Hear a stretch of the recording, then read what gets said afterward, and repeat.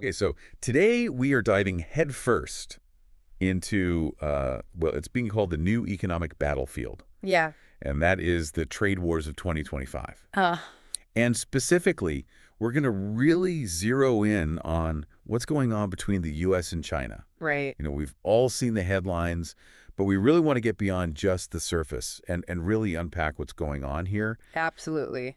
because it's complicated. Yeah, there's definitely a lot of noise out there, a lot of different perspectives, Right. and it can be hard to kind of cut through all of that and really get to the core of what's driving these dynamics.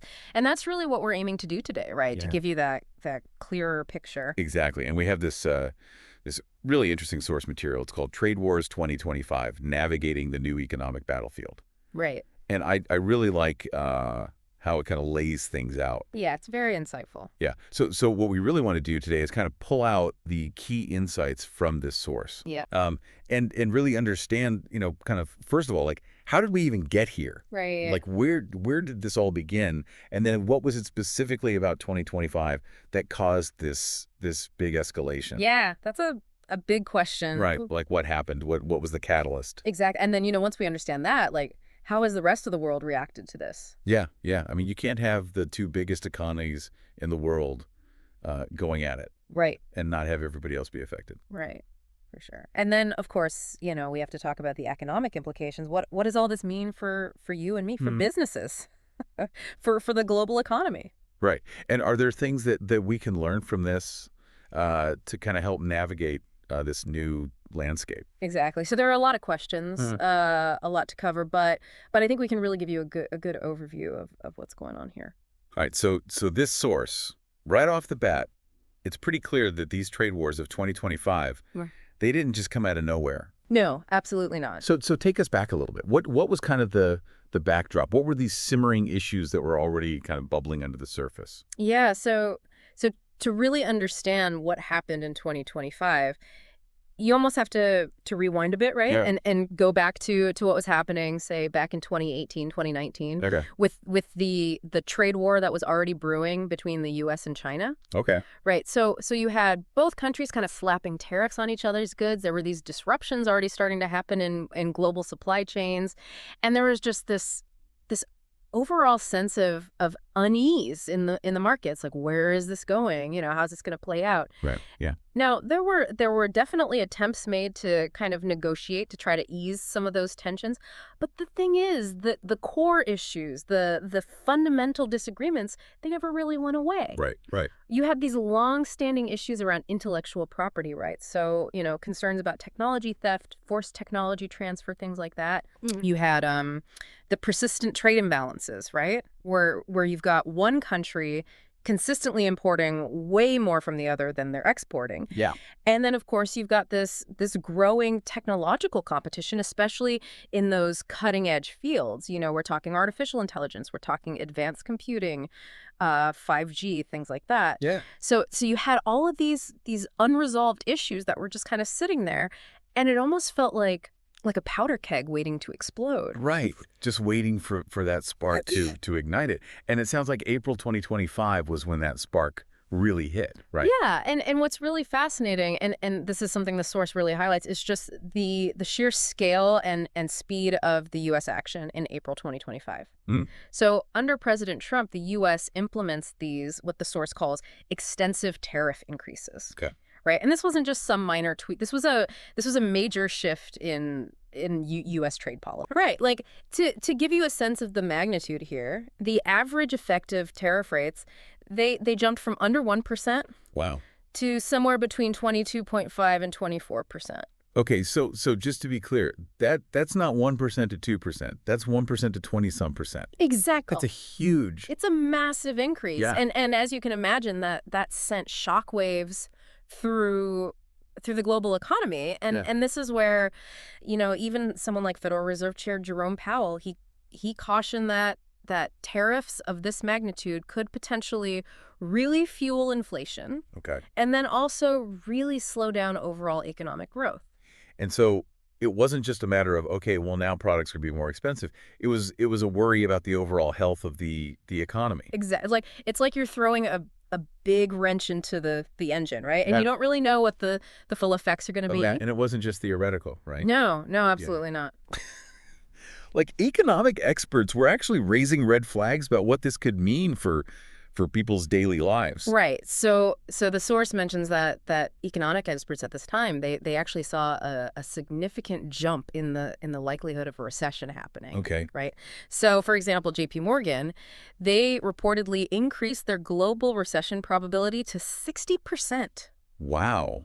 That's scary. It's a very sobering number. Yeah. Right? And so we're not just talking about these abstract economic concepts anymore. We're talking about potential real-world consequences that could affect, your job, your ability to buy groceries, to pay your bill. Right. So what were some of the specific concerns? Like, what could people expect to see?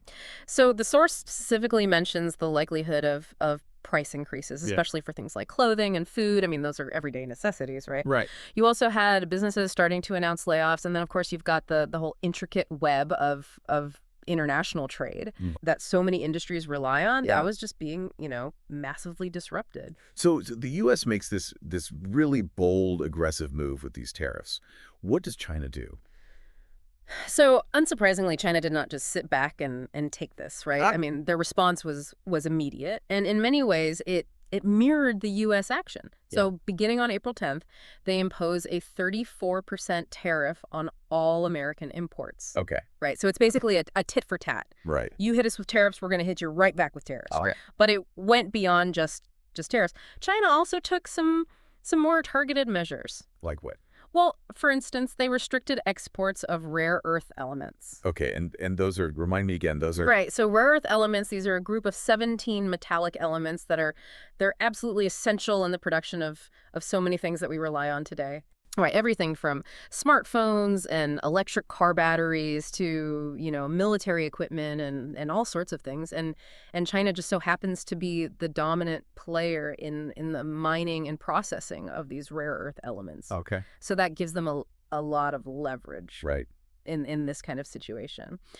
And they also did things like halting imports from certain U.S. poultry firms, citing, health concerns, which... whether those were legitimate or not is another question. Right. But it just shows you that their response was multifaceted. Right. Right. They were using both those broad economic tools like the tariffs, but then also these more specific regulatory actions.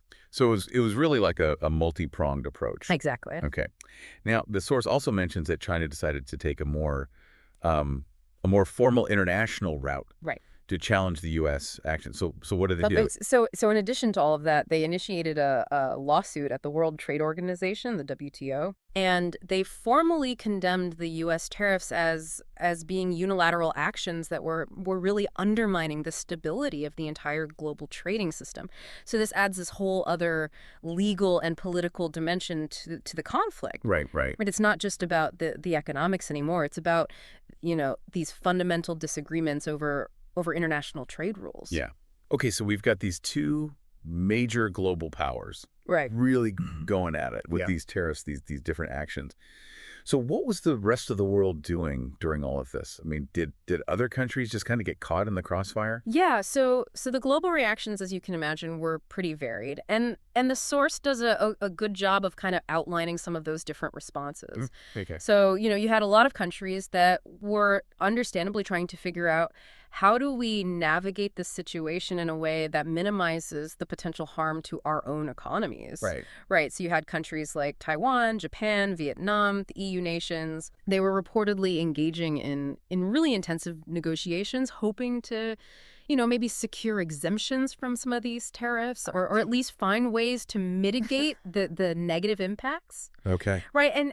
And some were even going so far as to actively prepare potential countermeasures. Right. Or explore ways to support their own industries that were being affected. Yeah, it's like everybody's kind of scrambling to figure out, okay, what's our play here? Exactly. How do we protect ourselves? Right. Now, interestingly, though, not everyone saw this as a purely negative situation. So the source mentions India, for example, as a country that was actively exploring potential new trade opportunities. Okay. Right? Even though they themselves were facing a significant tariff of 26%. Okay. So this suggests that some countries might actually view these major trade disputes as a chance to kind of reposition themselves in the global market, right? Yeah. Like maybe attract businesses that are looking to diversify, that are looking for new places to operate. Exactly. So it's not a uniform, everybody's panicking kind of situation. Right. There are some that are seeing, potential opportunities amidst all of this. Yeah. So we've talked about how different countries are trying to react to protect themselves. Right.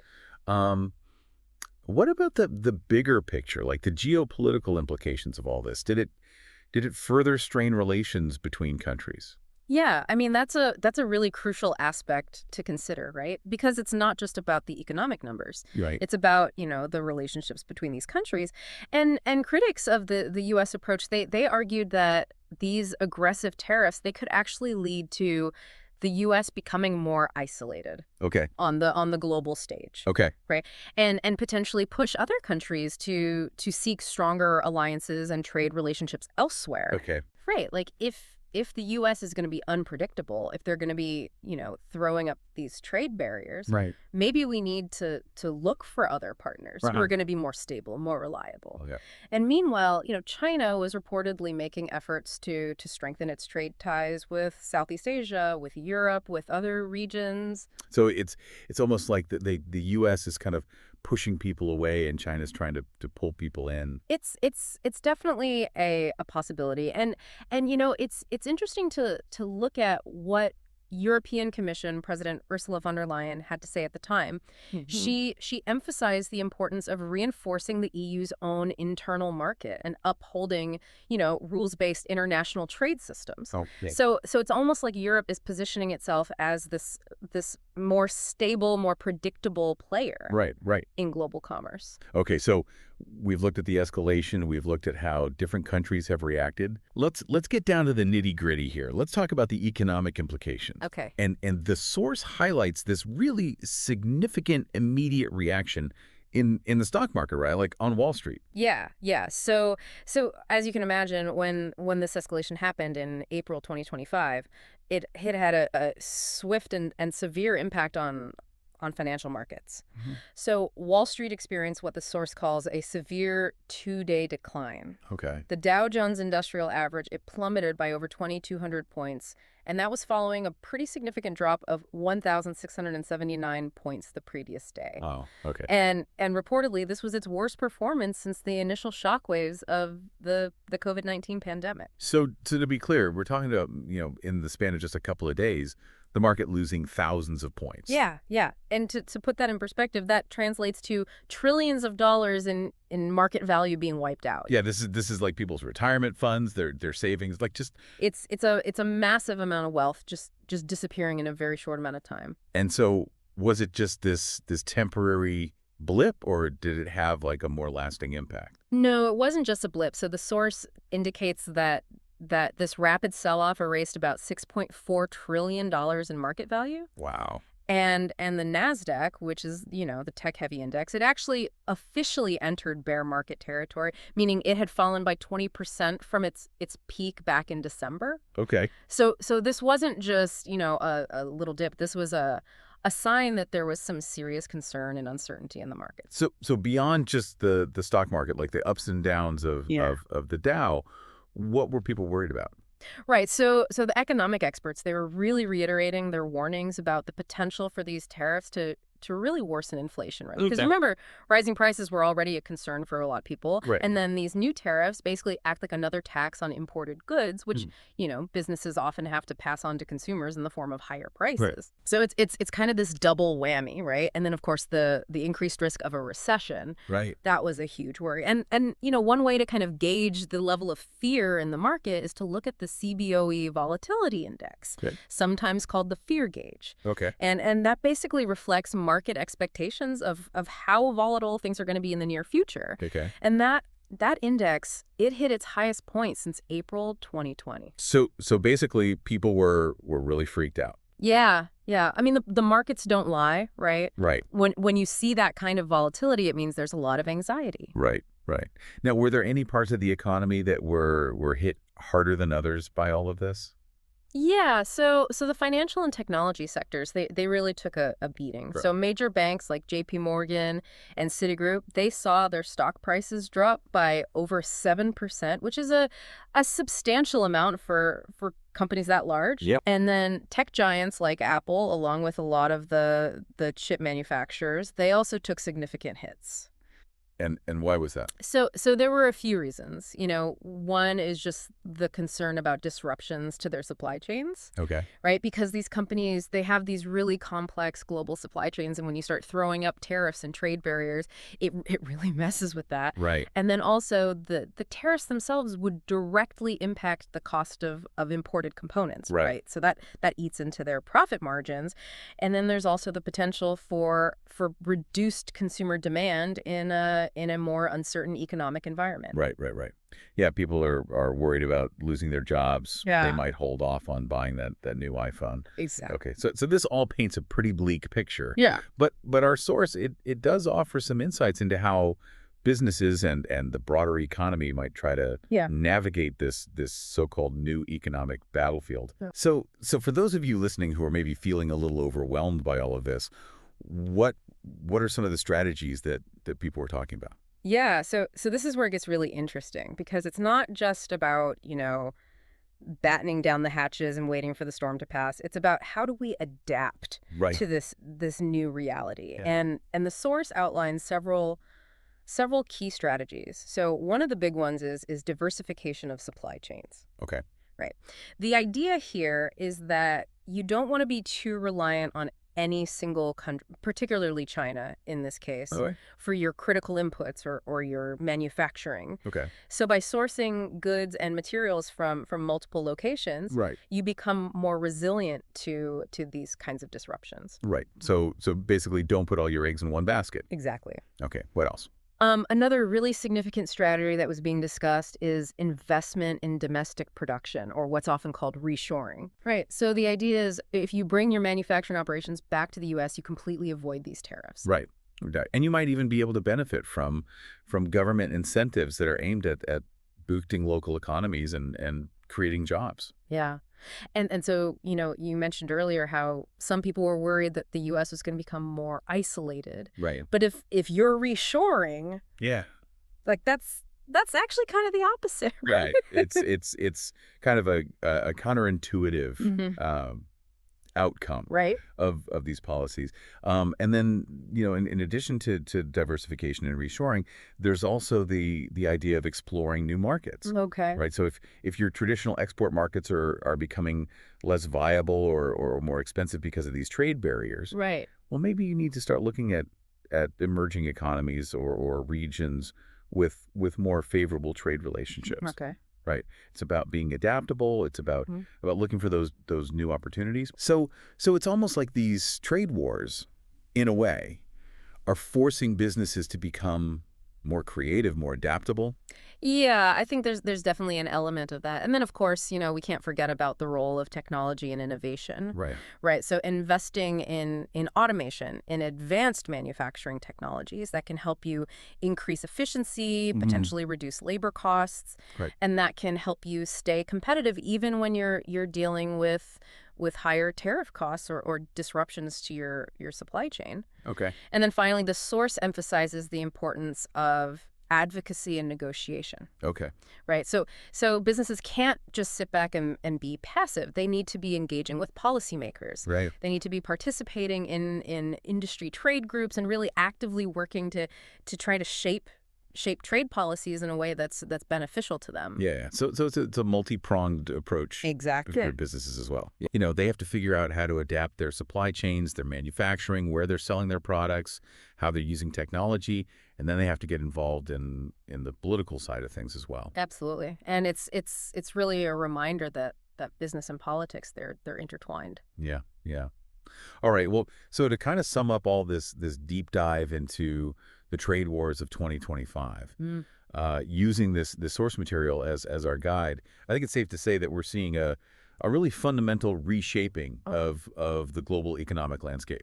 Yeah, I would agree with that. It's not just about, a few tariffs here and there. Right. It's really about a a shift in the balance of power and the way that countries are interacting with each other economically. And it wasn't just this isolated incident in 2025, right? Yeah. This was years in the making. Exactly. You know, we talked about those simmering tensions, those underlying issues that were never really resolved. Right. And then April 2025 was just this catalyst that really brought everything to a head. Yeah.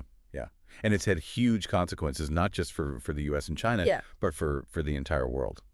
Yeah, and the source does a really good job of highlighting some of those consequences, both in terms of the immediate economic impacts, you know, the stock market crash, the rising inflation, the risk of recession, but then also the broader geopolitical implications. Right, the shifting alliances, the uncertainty. Exactly. Yeah. And so as we wrap up this deep dive, I think it really leaves us with a lot to think about. I mean, this source material, it gives us a snapshot of what was happening in 2025. But I think the bigger question is, where do we go from here? Yeah. You know, in a world where these kinds of trade conflicts are becoming more and more common, what does it mean for the future of global interconnectedness? Yeah. You know, are we moving towards a more fragmented world? It's a real possibility. I mean, if countries are increasingly putting up walls, both literally and figuratively, right, it makes it harder to cooperate, to collaborate. Right, right. And what does it mean for international institutions like the WTO? Mm-hmm. Yeah, I mean, can they still be effective in a world where countries are more willing to go it alone? Right. And so this new economic battlefield, it's not just about, you know, who can slap the biggest tariffs on who. It's really about the future of how we're going to relate to each other on a global scale. Yeah. Yeah, I think that's a really important takeaway. It's not just about the economics, it's about the political, the social, the future of how we're going to coexist in this world. Yeah. Yeah. So a lot of big questions. Lots to ponder. Yeah. Well, thank you so much for joining us for this deep dive, and we'll see you next time.